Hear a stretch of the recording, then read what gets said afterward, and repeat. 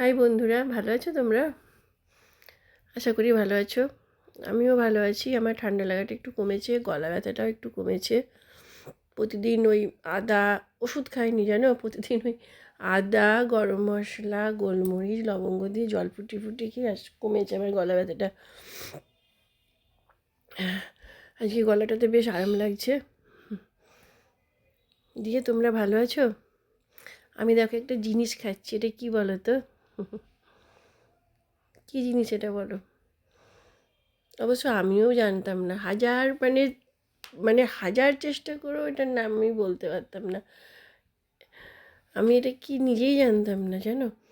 আমার একটা রিলেটিভ এটা দিয়েছে, ওদের ওখানে এটা পাওয়া যায়।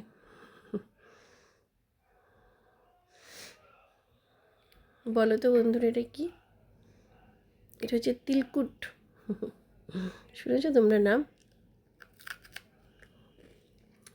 অসাধারণ খেতে। যারা তিলের জিনিস পছন্দ করো তাদের খুব ভালো লাগবে।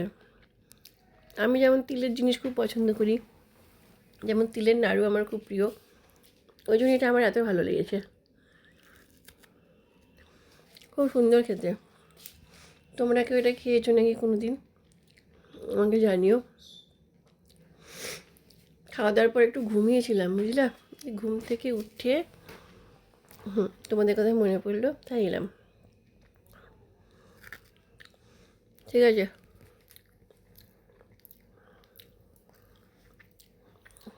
বাই।